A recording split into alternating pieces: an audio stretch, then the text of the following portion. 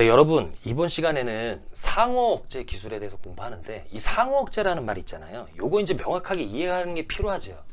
그거 제가 좀 도와드리려고 하는 거예요. 그래서 자가 억제라는 말 있잖아요. 요거 이제 복습하면서 도와드리려고 하는 거예요. 골격근을 그렸고, 골격근이 흥분했습니다. 골격근이 수축했습니다. 같은 의미죠. 맞죠? 요렇게 그리면 단축성 수축한 거네. 어쨌든 간에 흥분해야 수축해요. 근데 골격근이 지 스스로 흥분성을 만들 수가 있던가요? 심근 같은 경우에는 우심방에 있는 동방결절에서 스스로 흥분성을 만들고 그 결과 지 스스로 수축을 하는데, 수축을 하기 위한 원동력을 지가 만드는데 이 골격근은 그렇게 못하잖아요. 골격근은 흥분을 누군가로부터 전달받아야 돼요. 그게 누구예요? 알파 운동신경이다 라는 거예요. 근데 이 알파 운동신경도 지 스스로 흥분을 만들 수가 없잖아요. 얘도 누군가로부터 흥분성을 전달받아야 되는 거죠. 그쵸? 내가 움직이겠다라고 생각하는 거예요. 뇌에서 생각하죠. 뇌에서 움직이겠다라는 의지가 있는 거잖아요. 그 의지를 알파 운동신경에게 전달해주면 알파 운동신경이 활성화되고 흥분하고, 그럼 그 흥분을 고스란히 골격근에게 전달하면 골격근이 흥분해서 수축하고 그 결과 생성하는 게 힘이잖아요. 그쵸? 아, 그런 거구나. 요거 아무래도 1편으로 해야 되겠구나 라는 게 지금 제 생각이에요. 말하다 보면 말이 많아지고. 상호 억제 기술은 다음 시간에 해야 되겠네. 이거 이해하기 위해서 어차피 하는 거니까 양해해 주시고, 그러면 그 힘을 힘줄을 통해서 뼈대에 전달하면 뼈가 움직이는데, 과도한 힘, 과도한 스트레스, 과도한 장력이라는 표현을 해요. 사람들이.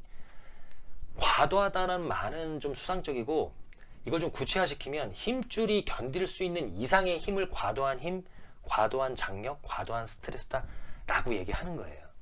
무슨 얘기냐면, 요거 다음 시간에 하기로 했으니까 여기를 과감하게 써버릴 테다.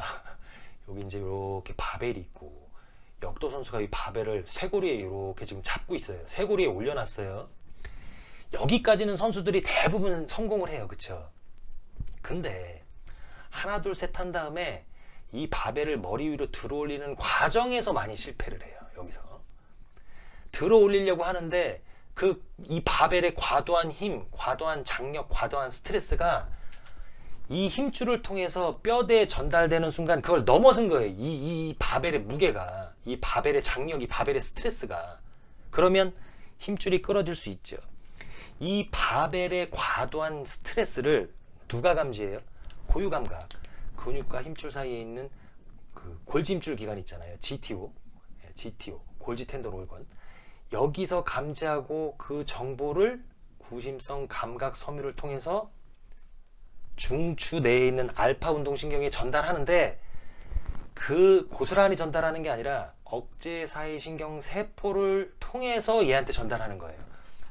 억제사이신경 세포니까 알파 운동신경을 억제시킬 거고, 활성화시켰을 때 단축시켰으니까 억제시켰을 때는 이완시키는 힘을 빼버리겠죠. 그러니까 놓쳐버리는 거죠. 요거는 반사죠.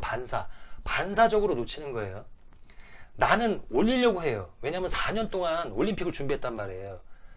나는 올리려는 의지가 있는데 반사가 더 세다 보니까, 의지보다 세다 보니까 놓치는 거예요. 그렇죠? 대부분 이래요. 반사가 세요. 숨을 참고 돌아가시는 분이 있다라는 뉴스를 들어본 적이 없어요. 호흡하려는 반사작용이 호흡을 참으려는 의지보다 세기 때문에 그래요. 늘 이런 식이에요. 왜냐면 이건 보호기전이기 때문에 그래요.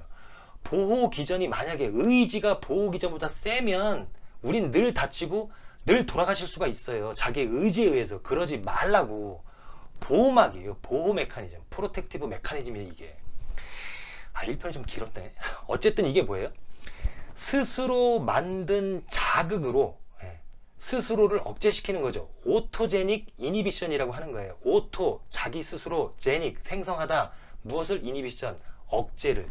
이게 자가 억제구나. 참고로 이거는 타입 1 비구심성 감각섬유죠. 그쵸? 이런 거구나. 그러면 상호 억제라는 거, 요거를 사실은 상반 억제라고 하면은 조금 더 이해하기가 쉽습니다. 상반 억제, 상호 억제 같은 얘기고, 요거는 뭐냐면 반대를 이용하는 거예요. 반대라는 건 기능적으로 반대의 기능을 하는 근육. 우리가 흔히 기란근이라고 얘기하죠. 그쵸? 그거를 응용해서 한 게 상호 억제예요. 요거는 자가잖아요. 지가 만들어서 지를 억제시키는 거. 어떻게 보면 내분비계에서 네거티브 피드백 있잖아요. 음성 피드백. 그런 거 같은 건데, 상호라는 거는 반대를 이용해서 억제시키는 기술. 그거는 다음 시간에 해야 되겠네요. 좀 길었네요. 저는 항상 여러분들 편입니다.